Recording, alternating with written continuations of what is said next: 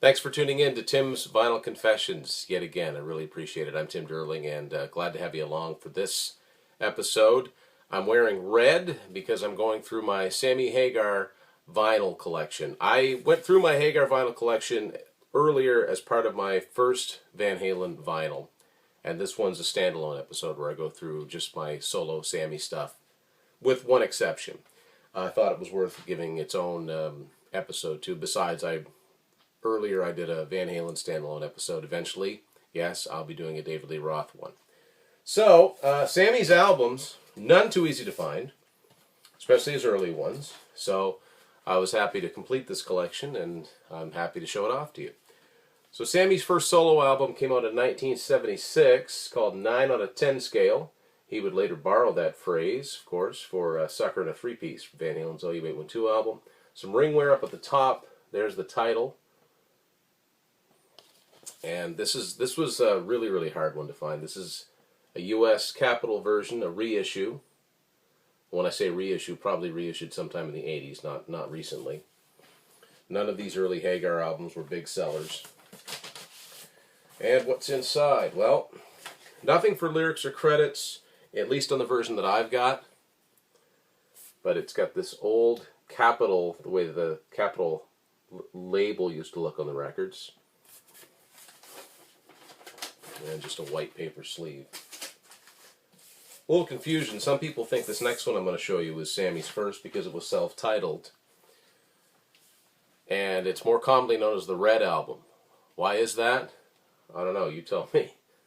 Very little on this album cover is not red. So this came out in 1977, also on Capitol Records.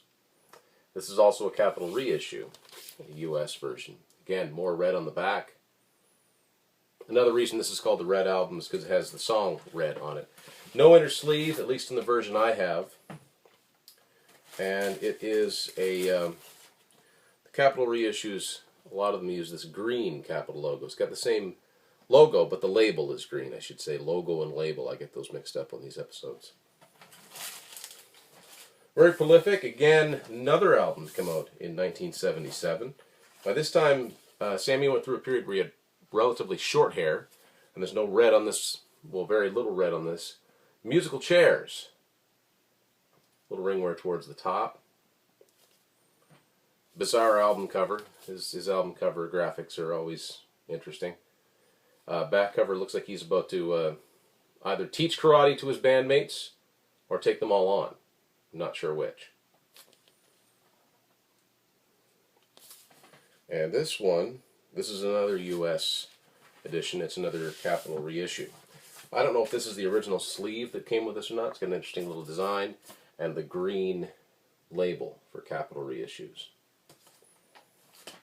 Now, it has to be said, I'm a huge fan of Sammy's stuff and was glad to get his older albums, but aside from a few songs on each one, I was never crazy about the production and some of the material on it. But the first one of his early albums that I really dig, as is the case that happened in the 70s a lot, is a live album.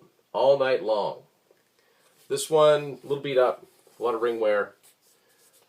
There was some tape that had some film on it here that came off there, so it says All Night Long on the top. His name is embossed here, it's raised.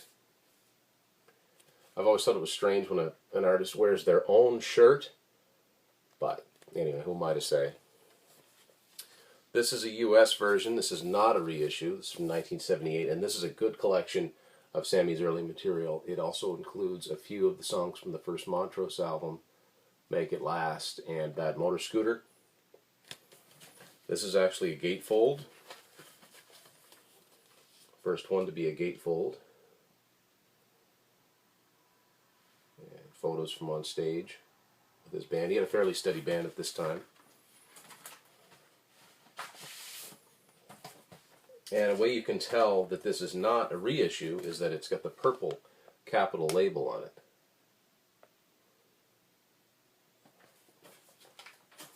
Now that album did not come out in the UK in that form. It came out a year later, 1979, with a different name and different cover art. Loud and Clear. This was a hard one for me to find.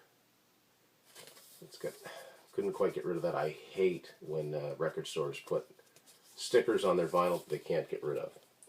But I'm glad to get this. So this is the All Night Long album, with one exception. It's got a live version of Space Station Number 5 at the end, which kind of increases, you know, the worth of getting this. Now, even though this came out in the UK, where it's always nothing but EMI, they included a capital logo, probably because that's his US label. Either way, no matter how you get this album, it's worth listening to. It's a really, really good album. Some different pictures. These ones were not inside the All Night Long album. The credits are the same, though. This is a nice cardboard sleeve. It's not paper. These are the ones that last longer. And it's got a customized label on it, too. He did fairly well in the UK with this early material compared to the States. So that's what that looks like, and this has got a side 1 and side 2 telling you what songs are on which side, even though it's only one side. They did that once in a while. A few Sammy Hagar albums are like that, actually. Next up, the next Hagar studio album came out in 1979. We're back to a lot of red. This is Street Machine.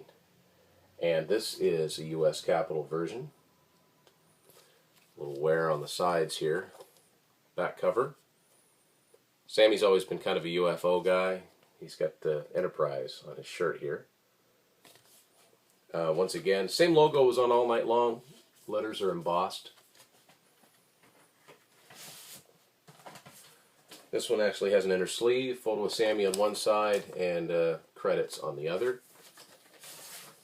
This one has a customized logo, which is kind of neat. It's one of the pictures from inside the All Night Long album. Obviously, he was picking up a little bit of steam as far as selling records was concerned. Final studio album that Sammy did for Capitol Records, comprising one of the hardest collections that I've ever had to try to complete, came out in 1980, Danger Zone. No, not that Danger Zone. This is actually the first Canadian one I have to show you. You don't see these much. You definitely don't see them much in Canada. The records he did sell tended to be in the States and somewhat in the UK. So that's a Canadian version of Danger Zone. Inner sleeve. And the credits are kind of hard to read. They're kind of interspersed throughout here. Nothing special on the label, at least on this Canadian version that I've got. It's the purple Capitol logo, or logo and label. Big change. Of course, at this point, Sammy switches to Geffen Records and starts selling albums. And the first one of those came out in 1981, Standing Hampton. This was a platinum album. It was gold initially, eventually went platinum. This one did very, very well for Sam. This had There's Only One Way to Rock, I'll Fall in Love Again, heavy metal. Now, due to my age, I did not... It also has Piece of My Heart. Due to my age at the time, I didn't realize that was a cover. I still like his version of it. Lyrics, all the songs. And that's what the...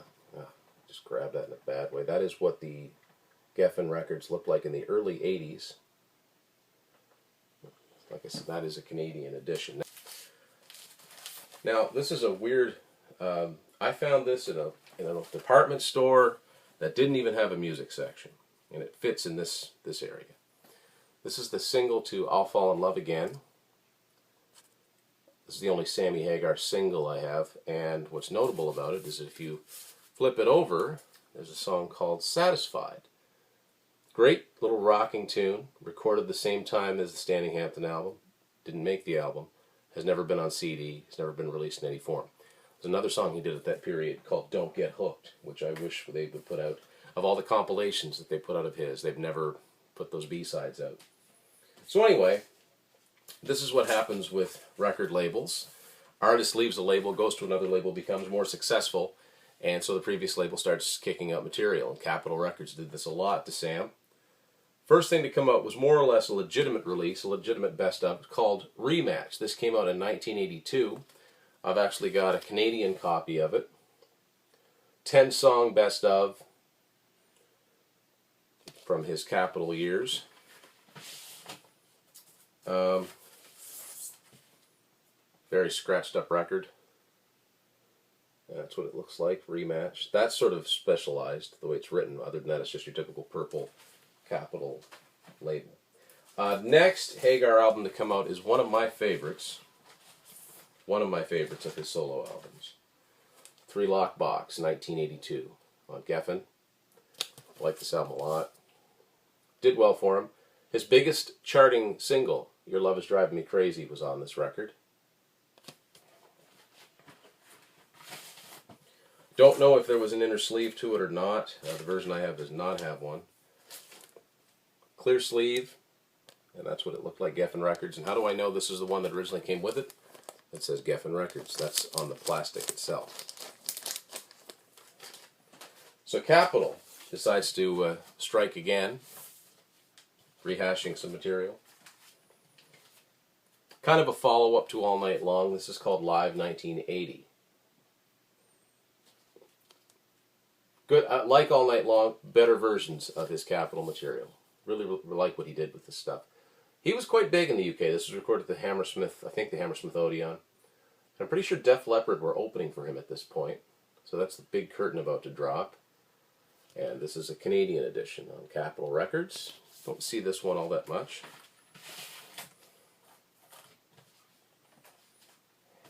And by this time, Capitol albums had this rainbow ring around the label. Next one is a little bit out of order, but I include it here. Of course, Sammy's been in other bands, a few. Some of you may have heard of.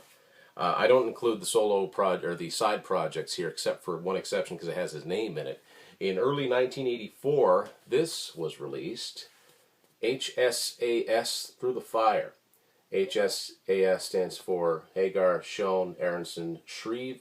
Schoen, of course, is Neil Schoen from Journey. Aronson, Kenny Aronson, bass player. At the time, he was playing with Billy Squier. Michael Shreve, drummer. He was in Santana, as was Neil Schoen. So this album was actually recorded live through a series of shows and released as an album with sort of the audience taken out, which is odd. That's all really most live albums are. Wasn't really that successful. Geffen just kind of spit this one out. As big as Sammy was getting to be at the time, as big as Journey were, not promoted. Some really good songs on here. My favorites are the first two songs, Top of the Rock and Missing You. This is actually a Canadian version of this. You can see by that maple leaf up in the corner. The only charting single off of this one was their cover of Procol Harum's Whiter Shade of Pale. In the copy that I have, there's no inner sleeve, or there's no paper sleeve, just plastic, and that's what the record looked like. So only a few months after that was Sammy's biggest solo album, VOA, Voice of America, although it doesn't say Voice of America written anywhere on here. Sammy's parachuting in front of the White House. Very patriotic. This is a Canadian version on Geffen. And this album, of course, included, it's probably his signature solo song, I Can't Drive 55.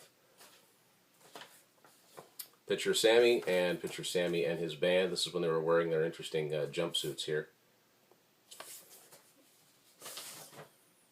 And this is what the record looked like by this time. The Geffen albums were black with the silver logo. One more to show you. So, of course, Hagar joins Van Halen. 5150 comes out in 1986. He owes Geffen one more album, and that album came out in 1987.